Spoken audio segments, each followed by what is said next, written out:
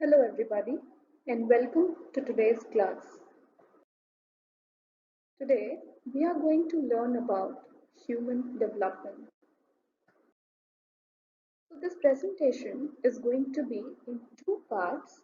The first part will cover the meaning, definition, scope and concepts of human development, whereas the second part will cover the principles of development and what are the factors that affect the developmental process. So let's start with the first topic, that is the meaning of human development. But before we come to the meaning and concept of human development, we must understand what is development and how is it different or similar to the concept of growth. Normally, we use growth and development synonymously. यानी हम growth यानी वृद्धि और विकास that is development को समान अर्थ का मानते हैं, परंतु वृद्धि और विकास में काफी बड़ा अंतर है, जिसको समझे बिना हम सही मायनों में मानव विकास के कॉन्सेप्ट को नहीं समझ पाएंगे। वृद्धि क्वांटिफाइबल यानी मात्रात्मक बदलाव का नाम है, वो भी शारीरिक बदलाव का, यानी ऐसे बदलाव जो हम माप सकते हैं, देखकर भाप सकते हैं और साथ ही हम उसे आसानी से पहचान सकते हैं। उदाहरण के तौर पर शरीर में वजन की बढ़ोतरी या फिर लंबाई की बढ़ोतरी को हम ग्रोथ की श्रेणी में रखेंगे। Growth refers to an increase in the size of body parts and it can be measured or quantified, यानी हम इसे माप सकते हैं, हम इसको measure कर सकते हैं। It is an increase in the size or amount of an entity which in this case is a human being. वृद्धि की जहां तक बात करते हैं तो हम शारीरिक बदलावों की बात करते हैं जो कि एक मानव के जीवन काल में होते हैं, परंतु यह वृद्धि मैच्योरेशन पर आकर रुक जाती है, यानी परिपक्वता तक इसका प्रक्रिया जो है वो चलती है। वहीं यदि हम डेवलपमेंट की बात करें तो development through out the life cycle यानी पूरे जीवन काल में होने वाले बदलावों का समावेश है। इट इज क्वालिटेटिव यानी ये गुणात्मक बदलावों का नाम है, यानी ये ना सिर्फ शारीरिक बदलाव को कवर करेगा अपितु ये ऐसे बदलाव को भी कवर करेगा जो गुणात्मक है, जिन्हें हम आसानी से मेजर नहीं कर सकते। The term development applies to the changes that have a direction and that hold a definite relationship with what precedes it and will determine what will come after. ये ऐसी प्रक्रिया है जिसका सीधा सीधा रिश्ता इससे पहले होने वाले बदलावों से था और यह भी बताएगा कि आगे आने वाले विकास का क्या प्रकृति होने वाली है। तो वृद्धि एक विकास का आयाम भर है, यानी वृद्धि विकास की प्रक्रिया का ही एक हिस्सा है और आमतौर पर यह शारीरिक विकास यानी शारीरिक बदलाव का को समावेश करता है। वृद्धि हम आसानी से पहचान सकते हैं, जबकि मनुष्य के अंदर होने वाले विकास को हम देखकर नहीं पहचान सकते। फॉर एग्जाम्पल, हम यदि किसी व्यक्ति में कोई इमोशनल या इंटेलेक्चुअल डेवलपमेंट हो रहा है तो हमारे लिए उसको मापना आसान नहीं होता, परंतु सारे बदलावों को हम डेवलपमेंट की श्रेणी में नहीं रखते। कुछ ऐसे बदलाव जो कि काफी कम समयावधि के लिए होते हैं, उन बदलावों को हम डेवलपमेंट की श्रेणी में नहीं रखते। फॉर एग्जाम्पल, यदि किसी मनुष्य को किसी भी किस्म की कोई बीमारी होती है और कुछ समयावधि के लिए उसके जीवन में कुछ बदलाव आता है, तो उस बदलाव को हम डेवलपमेंट का हिस्सा नहीं मानेंगे। हम जब डेवलपमेंट की बात करते हैं तो हम परमानेंट चेंजेस को डेवलपमेंट का हिस्सा मानते हैं। Development includes growth as one of its aspects. एक और जो सबसे बड़ी बात है वो ये है कि development is a continuous process through which physical, emotional, intellectual changes occur in a person. It is a very wide and a very comprehensive term as compared to growth. Also, it is also possible without growth. यानी सिर्फ वृद्धि development को सुनिश्चित नहीं करती। Now, looking at the comparison of growth and development, we can determine what are the actual big differences that are there in between these two concepts. Growth basically entails physiological changes, यानी वृद्धि शारीरिक बदलावों का नाम है, परंतु वृद्धि में होने वाले बदलाव विकास को सुनिश्चित नहीं करते, एंश्योर नहीं करते। वृद्धि केवल विकास का एक हिस्सा है। It is just a part of development process. वृद्धि ऑब्जर्वेबल है, यानी वृद्धि ऐसा बदलाव का नाम है जिसे हम देखकर समझ सकते हैं, जान और पहचान सकते हैं। It is observable. For example, एक बच्चा जिसको हम 2 साल बाद मिलते हैं तो हम देखकर उसकी शारीरिक वृद्धि को माप सकते हैं कि इसकी लंबाई बढ़ी है, या इसके वजन में बढ़ोतरी आई है, या इसके शरीर की बनावट में बदलाव आए हैं। वहीं विकास जो है वो मात्रात्मक तो है, पर कई ऐसे विकास होते हैं जो गुणात्मक होते हैं, जो क्वालिटेटिव होते हैं, जो कि डिफिकल्ट टू मेजर होते हैं। हम एक बच्चे की शारीरिक वृद्धि को देखकर पहचान सकते हैं, परंतु हम उसके मानसिक विकास को देखकर नहीं माप सकते, ना ही उसके इमोशनल डेवलपमेंट को मेजर कर सकते हैं। In relation to growth, which is just about physiological changes, development occurs due to maturation and environment. वृद्धि जहाँ परिपक्वता पर आकर खत्म होती है, मैच्योरिटी पर आकर विराम लेती है, वहीं विकास मैच्योरेशन के कारण और ज्यादा बढ़ता है, निखरता है, और आपके आसपास का जो वातावरण है उसका भी एक बहुत बड़ा रोल है आपके विकास को शेप करने में। वातावरण से मेरा तात्पर्य सिर्फ नेचर या प्रकृति से नहीं है। वातावरण बेसिकली आपका घर, आपका होम एनवायरनमेंट, आपके आसपास का society, friends, school, relatives etcetera, ये सभी लोग मिलाकर आपके आसपास के वातावरण को शेप करते हैं, और यह वातावरण आपके विभिन्न प्रकार के विकास को, चाहे वो इमोशनल, इंटेलेक्चुअल विकास हो, उसको डिटरमाइन करता है, शेप करता है। डेवलपमेंट अपने आप में एक कंटिन्यूअस प्रोसेस है, जहां वृद्धि मैच्योरेशन पर आकर रुक जाती है, विराम लेती है। वहीं development goes throughout your life cycle. It is a continuous and progressive process. तो ये दो आयाम जो हैं, physiological changes which equals growth, and qualitative and quantitative changes which equals development, determine the comparison and the differences between the concept of growth and development. वृद्धि कोशिकीय स्तर पर भी होती है, occurs at cellular level also. एक कोशिका जब मच्योर होती है तो बहुत सारे फिजियोलॉजिकल बदलाव में रिजल्ट करती है, and that is what we understand, that is growth.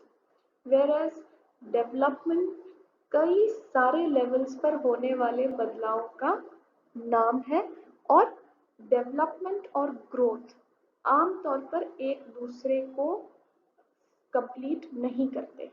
जहां ग्रोथ यह इंश्योर नहीं करती कि व्यक्ति का संपूर्ण विकास सफलतापूर्वक हो जाएगा। वहीं development is possible without growth.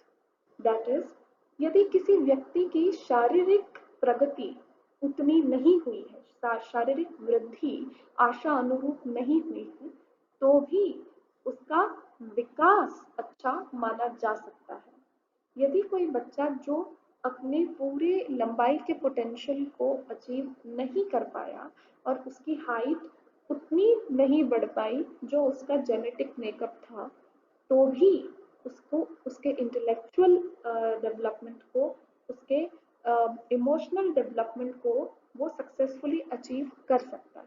So development is possible without growth.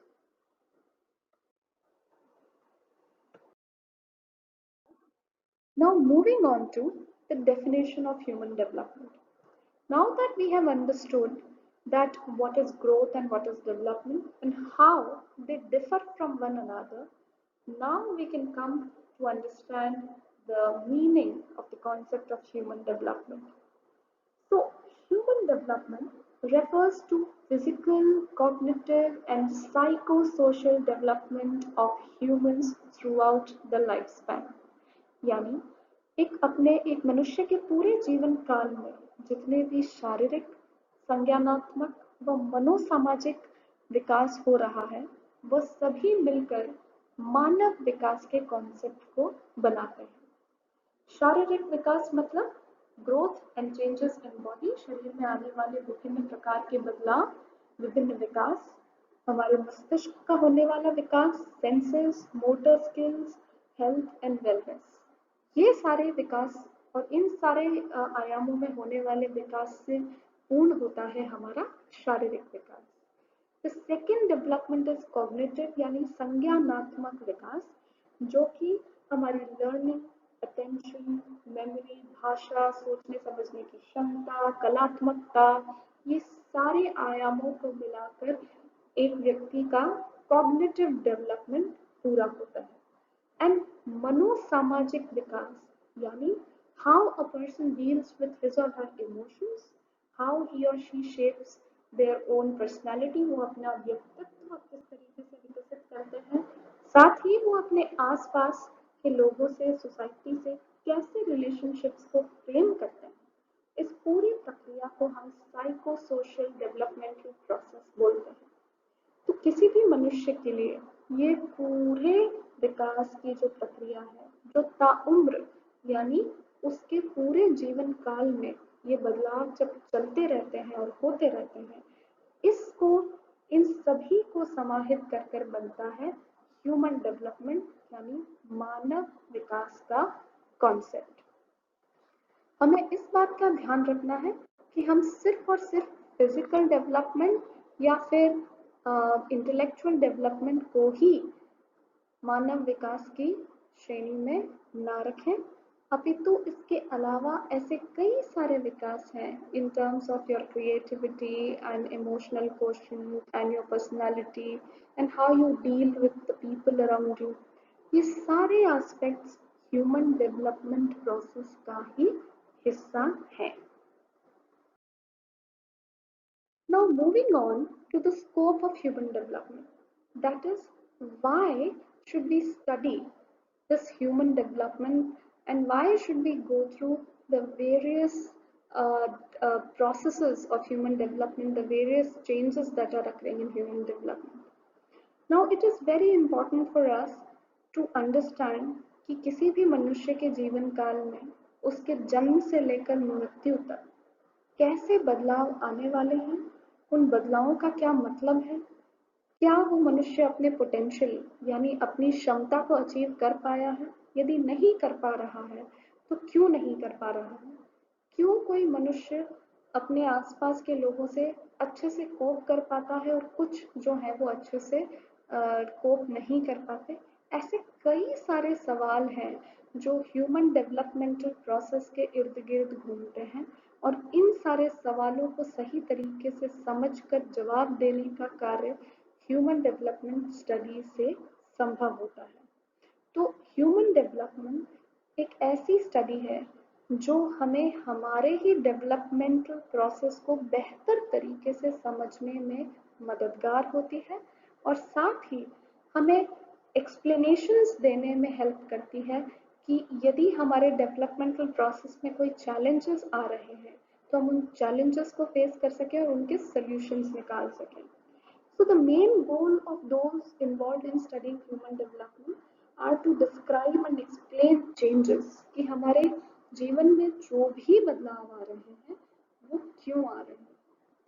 This study of human development it takes and studies observations during development यानी विभिन्न जो डेवलपमेंटल प्रोसेस चल रहे हैं चाहे वो फिजिकल डेवलपमेंट हो या इमोशनल या इंटेलेक्चुअल डेवलपमेंट हो इस दौरान इसे कीनली ऑब्जर्व किया जाता है and then they examine how theories provide explanations for why these changes are occurring. जब तक हम हमारे जीवन काल में आने वाले बदलावों को समझेंगे नहीं तब तक हम यह ट्रैक नहीं कर पाएंगे कि हमारा लाइफ स्पैन डेवलपमेंट आखिरकार कैसे और किस डायरेक्शन में हो रहा है. फॉर एग्जाम्पल आप एक 2 साल के बच्चे को जब देखते हैं तो पाते हैं कि हो सकता है कि वो ज़्यादा नेगेटिव इमोशंस से भरा हो या फिर वो बहुत ज़्यादा इंट्रोवर्ट हो. ऐसे कई सारे क्वेश्चंस और इश्यूज किसी भी मनुष्य के जीवन काल में अराइज होते हैं और ह्यूमन डेवलपमेंट की स्टडी के माध्यम से ही हम इन सारे इश्यूज को बेहतर समझ पाते हैं और इनसे कोप करने के लिए बेटर सॉल्यूशंस ऑफर कर पाते हैं. इसके साथ ही ह्यूमन डेवलपमेंटल स्टडीज हमें यह भी समझने में मदद करती है कि हमारे आसपास का कल्चर या हमारे आसपास का वातावरण किस तरीके से हमारे विकास को प्रभावित कर रहा है. इसके साथ ही हम जो अनुवांशिक गुण लेकर पैदा हुए हैं वो किस तरीके से हमारे आने वाले समय के अंदर होने वाले विकास को प्रभावित करेगा. यानी ह्यूमन डेवलपमेंटल स्टडीज हमें यह समझने में मदद करती है कि हमारी हेरिडिटी हमारे आसपास का वातावरण किस तरीके से इन्फ्लुएंस करेगा कि हम आज किस दर से विकास कर रहे हैं और आगे भविष्य में हमारे विकास दर को और विकास प्रक्रिया को किस तरीके के चैलेंजेस आने वाले हैं और किस तरीके से हम उन चैलेंजेस को सॉल्व कर सकते हैं और फेस कर सकते हैं. इसके साथ ही ह्यूमन डेवलपमेंटल स्टडीज बहुत सारी थ्योरीज ऑफर करती हैं जो कि हमारे अंदर होने वाले बदलावों को और विकास को बेटर एक्सप्लेन कर सकता है. यह भी बताने में हेल्प करता है कि ऐसे और भी कौन से कारक हैं जो हमारे विकास को और विकास दर को प्रभावित करते हैं. हर मनुष्य यह चाहता है कि वो अपने प्रोग्रेस को या अपने पोटेंशियल को मैक्सिमम रूप से अचीव करे. यानी यदि आपके परिवार में कोई म्यूजिक में बहुत अच्छा है तो आप यह ज़रूर जानना चाहेंगे कि क्या वो गुण आप में भी है, क्या आप में भी म्यूजिक को लेकर कोई स्किल निहित है जिसे आप बेटर तराश कर शेप कर सकते हैं. तो ये सारी जो बातें हैं यानी आपके अनुवांशिक गुण और आप किस तरीके से बेटर ट्रेनिंग्स के साथ बेटर एजुकेशन के साथ बेटर कोपिंग स्ट्रेटजीज के साथ किस तरीके से आप अपने मैक्सिमम क्षमता को पा सकते हैं मैक्सिमम पोटेंशियल को अचीव कर सकते हैं. ये बातों को समझने के लिए भी ह्यूमन डेवलपमेंटल स्टडीज को पढ़ना जानना बहुत ज़रूरी होता है. Scope of human development is actually quite wide. It also gives us an insight to the developmental tasks. यानी ह्यूमन डेवलपमेंटल स्टडीज यह भी बताती हैं कि आपके हर जीवन काल खंड में चाहे वो शैशवावस्था हो या फिर किशोरावस्था हो या फिर वयस्क यानी अडल्टहुड हो, हर कालखंड में आपके कुछ डेवलपमेंटल टास्क हैं, कुछ एक्सपेक्टेशंस हैं जिन्हें आपको पूरा करना होता है. जब ह्यूमन डेवलपमेंट की स्टडी हम करते हैं तब हम हर जीवन कालखंड के डेवलपमेंटल टास्क को पढ़ते हैं और समझ पाते हैं कि हमें किस समय क्या अचीव करना है, किस समय हमारे विकास की क्या दिशा होनी चाहिए। इस दिशा का पता लगाने के लिए भी स्कोप जो है ह्यूमन डेवलपमेंट का जो स्टडी है वो हमें यह क्षमता देता है, हमें ये कैपेबिलिटी देता है कि हम हमारे लाइफ के डेवलपमेंटल टास्क को, हर स्टेज के डेवलपमेंटल टास्क को अच्छे से समझ पाए and we can achieve and realize our potentials at various stages of the lifespan. It also gives an explanation to our behaviors and journey of life, and it helps us gain an understanding of the various factors that shape our lives. So, जब तक हम इन कारणों को नहीं समझेंगे, तब तक हम अपने आप को आगे होने वाले बदलावों के लिए अच्छे तरीके से तैयार नहीं कर पाएंगे। So, human developmental studies also gives you the ability to understand what are the challenges that are going to come across your way in terms of your developmental tasks, in terms of realizing your maximum potential, and also in understanding how you can better shape your personality, how you can better your relationships with the society, how you can lead a much happier and a content life. यानी जीवन में संतोषजनक अनुभव लेने के लिए, एक संतोषप्रद जीवन जीने के लिए भी ह्यूमन डेवलपमेंटल स्टडीज काफी महत्वता रखती हैं। So with this, we have covered the concept of growth and development, their difference, the meaning of human development, and also how studying human development can help us in various aspects of our life. Thank you very much.